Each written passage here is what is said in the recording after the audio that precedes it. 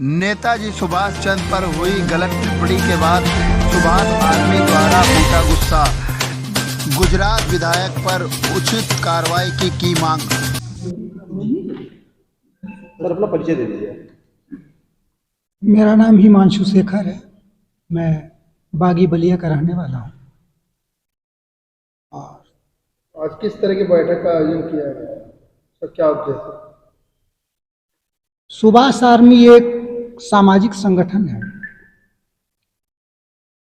Subhash army के तत्वावधान में आयोजित इस गोष्ठी में एक विचार विमर्श के तहत यह निर्णय लिया गया कि हमारे नेताजी सुभाष चंद्र बोस, जिन्होंने अंग्रेजी साम्राज्य की चूल्हे हिला दी थी, वर्तमान समय में वर्तमान सरकार के विधायक द्वारा उन्हें आतंकवादी कहा गया है।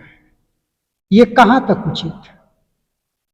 सुभाष आर्मी और उत्तर प्रदेश की पूरी जनता यह चाहती है कि जो भी व्यक्ति हमारे महापुरुषों के खिलाफ ऐसी अभद्र टिप्पणी कर रहा है, उस पर सख्त से सख्त कानूनी कार्रवाई हो।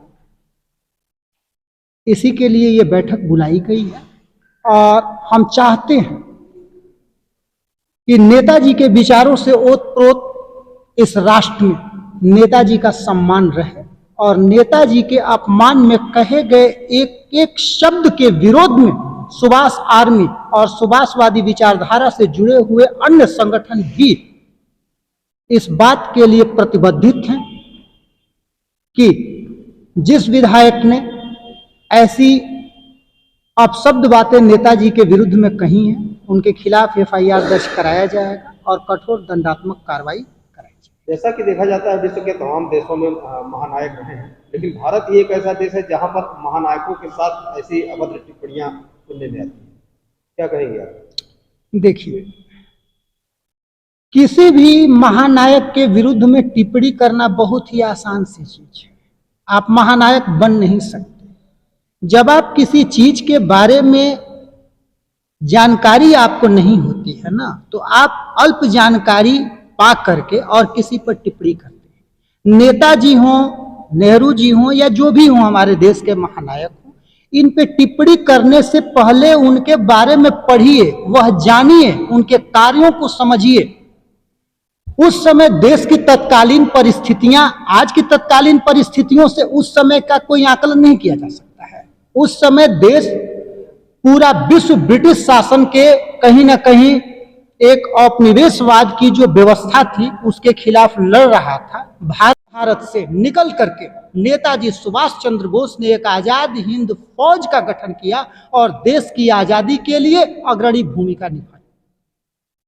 नेताजी हों या किसी भी महापुरुष के खिलाफ हमारे देश में एक आम ट्रेंड चल चुका है कि हम सड़कों पर खड़े होकर किसी भी व्यक्ति के बारे में अभद्र टिप्पणी कर देते हैं। जनता को स्वतः यह सोचना चाहिए कि ऐसा नहीं हो, इससे पूरे राष्ट्र का अपमान हो। पर ये जनता नहीं करती, आजकल की जो राजनीति है उसमें ये हो रहा है क्या? एकदम जनता को कोई मतलब नहीं।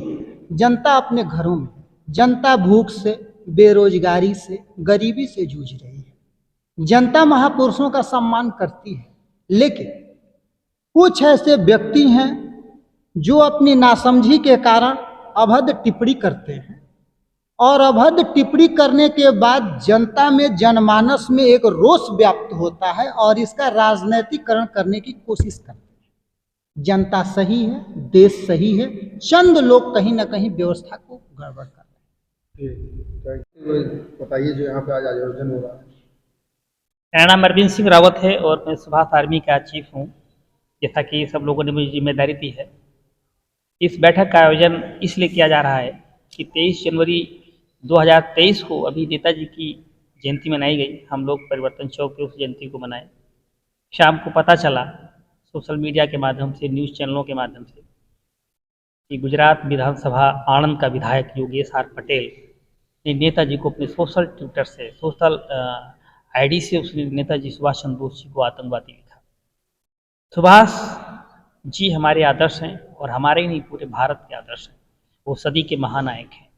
यदि उसने, उस विधायक ने उनको आतंकवादी लिखा तो हम लोगों ने विरोध शुरू किया, तो उसने अपने ट्विटर, अपनी फेसबुक अकाउंट को डिलीट किया और एक क्षमा याचना लिखा कि मुझसे गलती हुई और हमारा ये मतलब नहीं था। खैर, तो आज ये जो बैठक बुलाई गई है, मैंने इससे पहले भी अभी जिलाधिकारी बाराबंकी को ज्ञापन दिया है राष्ट्रपति के नाम। पुलिस अधीक्षक बाराबंकी को भी मैंने एप्लीकेशन दी है कि इनके ऊपर FIR दर्ज हो। सुभाष आर्मी की चीफ की हैसियत से मैंने एक सप्ताह पहले ऐलान किया था कि यदि उसको जेल नहीं भेजा गया तो सुभाष आर्मी सड़कों पर उतरेगी। आज मैं फिर आपके माध्यम से कहना चाहता हूँ कि सुभाष आर्मी की चीफ की हैसियत से अरविंद सिंह रावत का बयान है कि जो भी योगेश आर पटेल, भाजपा विधायक योगेश आर पटेल को चप्पलों से मारेगा, सुभाष आर्मी उसको 1 लाख रुपए का इनाम देगी। वो मेरी क्षमता है, सुभाष आर्मी की क्षमता है। इस बैठक के बाद हम लोग सड़कों पर उतरेंगे। सर FIR कराई, उसमें क्या कार्रवाई कुछ हुई कि नहीं हुई? कोई कार्रवाई नहीं हुई, पुलिस ने एप्लीकेशन ले ली। आगे आप लोग की क्या रणनीति रहेगी? हमारी रणनीति यह है कि उत्तर प्रदेश के सभी जनपदों से भारी संख्या में सुभाष आर्मी और सुभाषवादी लोग गुजरात के लिए कूच करेंगे और उसी विधानसभा के बाहर उसको घेर के मारेंगे। ठीक।